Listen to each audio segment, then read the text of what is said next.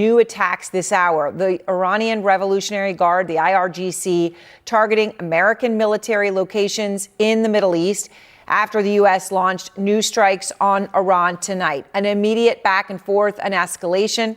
Now, the latest is according to Reuters, and it comes after U.S. Central Command says that the U.S. attacks are a, quote, powerful response to yesterday's attack on a commercial ship that was transiting the Strait of Hormuz. And the U.S. apparently is targeting missile and drone storage locations and coastal radar sites. A member of the Iranian parliament posting, the U.S. attacked Iran in the middle of negotiations. Once again, the failed U.S. president has shown he has no commitment to the principles of negotiation or a ceasefire. This reckless violation of the ceasefire will, as always, lead to retreat and regret on their part. Now, Vice President Vance posting, Iran signed a ceasefire agreement. We have honored it.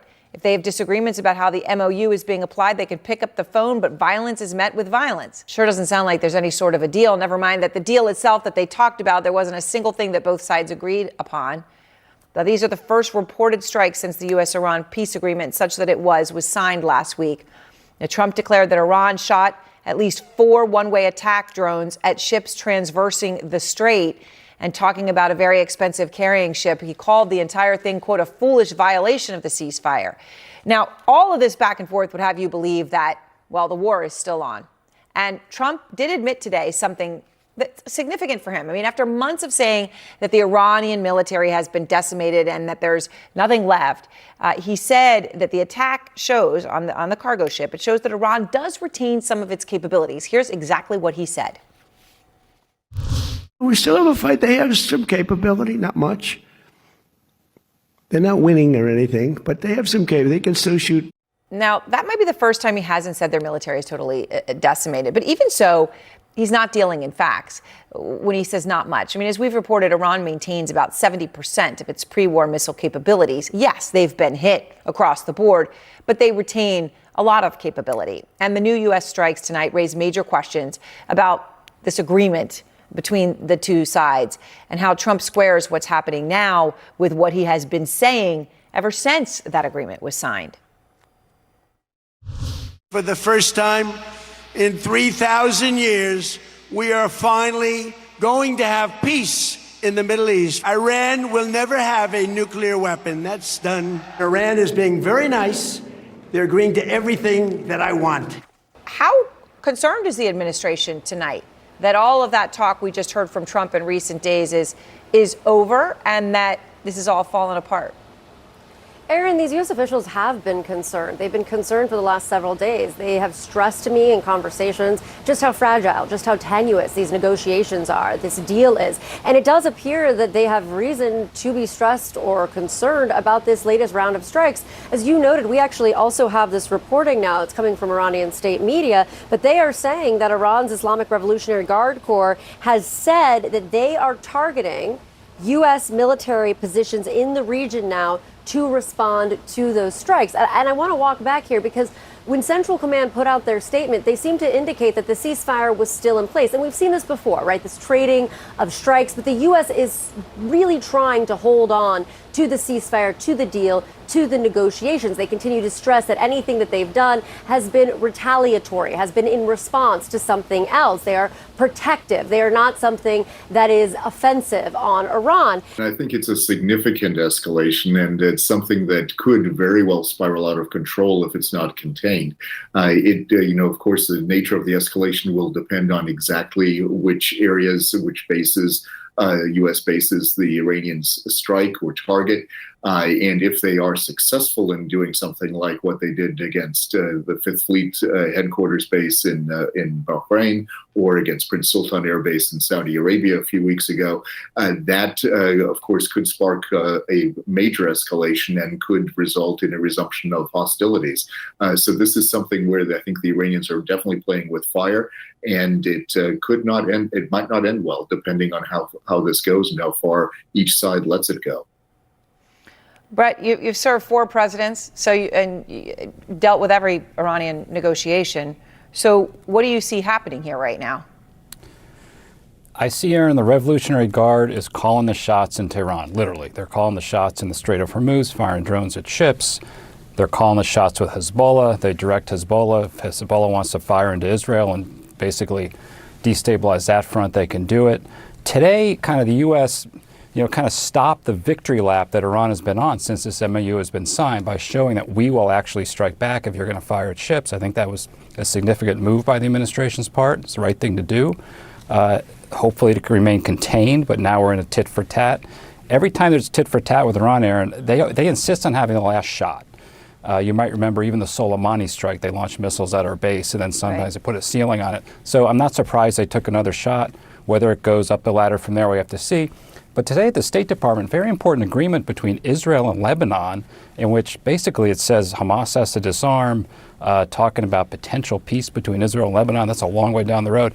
But it's contrary, totally contrary to how Iran is reading the MOU and basically its influence that it has the seat at the table in Lebanon. That's also important. So, but this gets to your point, Aaron, that you led with.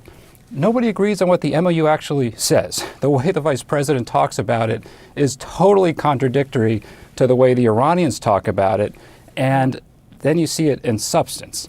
We're going to unfreeze frozen funds for American farmers and soybeans and things. The Iranians say absolutely not. The Strait is wide open. Iran says not. And then they're demonstrating action behind their words with drones.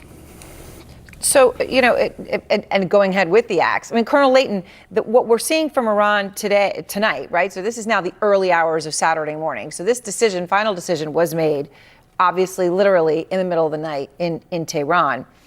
What's the significance of the targets that have been chosen when you think about where we are right now to go directly for U.S. bases? Yeah, it's certainly very significant, Aaron. And I think what it means is that the Iranians are definitely showing that they're willing to put up a fight. And they feel confident. They believe that not only do they have leverage over the Strait of Hormuz, but they also have leverage over the entire Persian Gulf region. Basically, what they've done is they've decimated the economies of the Persian Gulf states, or at least gotten close to doing that.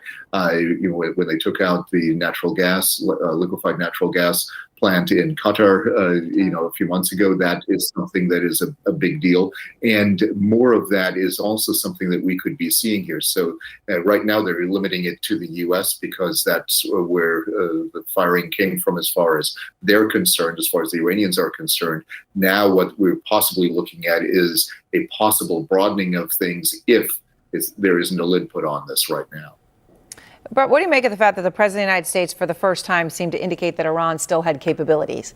Obviously, he still wasn't factual in what he said, but it's the first time it hasn't been the military's gone, the Navy's at the bottom of the sea, all of that rhetoric, right? That he acknowledged that there was capability still remaining. Does that indicate anything to you about what people are really telling him? Well, I hope it's an acknowledgement of reality. And in the age of drone warfare, Aaron, Iran has capabilities. It takes one drone to shut down the Strait of Hormuz. And that Iranian system is still intact, that Revolutionary Guard system. And their policy, I wish it was different. Every administration hopes it's different. But they want to do three things. They want to be the regional hegemon. They want the United States out of the Middle East. And they want to ultimately eliminate Israel. I mean, that is basically their ideological direction from the Guards, and that's what they pursue. And I haven't seen them, with the new cast of characters, whether it's Ghalibaf or anyone else, change that basic course of ideology, which means we are still going to be in this very contested domain, whether we like it or not. I hope we can have a breakthrough here. But tonight, I think we're in this new normal of tit for tats. You'll see the countries, others trying to keep it contained. Let's hope it stays contained. Tensions between the United States and Iran are rising again after both sides accused each other of violating the recent ceasefire agreement. Iran's Revolutionary Guard claims it launched strike against U.S. military positions after accusing Washington of carrying out attacks on Iranian infrastructure. U.S. officials, however, maintain that their military actions were a response to security threats in the region. All the center of the dispute is control of the Strait of Hormuz, one of the world's most important shipping routes.